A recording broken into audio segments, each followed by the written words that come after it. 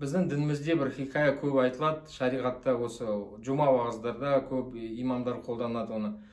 Ол хикая өте бізге мынандай әсерлі, пайдалы сондай сабақ болатын, біздің ниетімізді түзетеді. Ол хикая мынандай: бір кезде, бір заманда, бұрынғы заманда бір адам болды.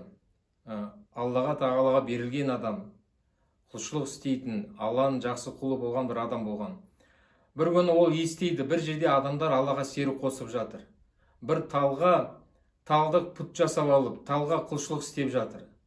Алла үшін, дін үшін ашуланып, жаңағы адам барып талды кесу керекпін, адамдар күнәға батпасын, соның бәрі сауап істі істеймін деп жолға шығады, сол талды кесуге шығады екен.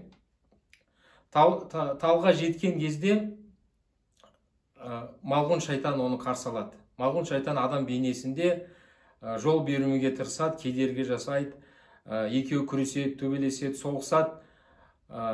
Мұсылман адам Алланың құлы жеңеді. Жеңген кезде енді ана жерде айлаға көшеді малғұн. Сол кезде алдап оны, ақылға сал, былай деп, саған бір ұсыныс айтайын, тыңдап ал бірінші, не қыласың, қазір бұл талды кесіп тастайсың. Адамдар, пенделер ертең басқа талды табады, басқа талды құлшылық істейді. Сонда бәрін бос кетті сенің әрекетін. Мен саған одан да артық бір нәрсені айтайын, бір сол сауапты. Мен саған уәде берем, әр күнде жастық астына саған бір сондай не болады, бір 2 динар алтын ақша табасың.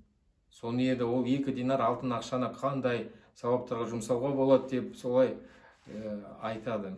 Соған адам сеніп қалады, алданып қалады, соны ақылға салып өзінше, ағашты кесем, ол басқа ағашқа құлшылық істеп кетеді, адамдар басқа ағашты табады, талды, сол үшін сөйтейін деп кетеді, келеседі. Үйіне барады, бірінші күнде таңертең жастық астына алтын ақша тапты, келесі күнде ақша жоқ жастық астына.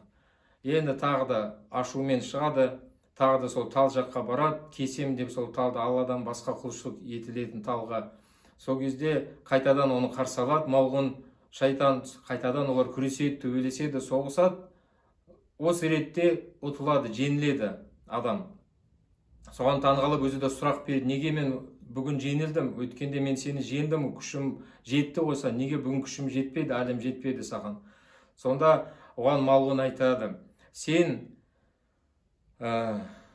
өткенде Алла үшін, дін үшін шыққансың, ниетін түзу болды, Алла тағала саған күш қуат берді, осы сауап үшін шыққансың, сол үшін мен әлім саған жетпеген сол кезде.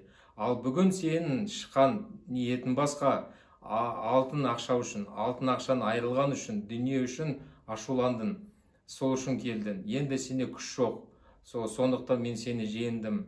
Осы хикая бізге нені үйретеді? Ниетіміз түзу болу керек. Ниетімізде, дінімізде ниет туралы көп айтылады. Ниетімізді Алла тағала түзу етсін. Субханакаллахумма бихамдик, ашхаду ан ла илаха илля анта, астағфирука ва атубу илейк.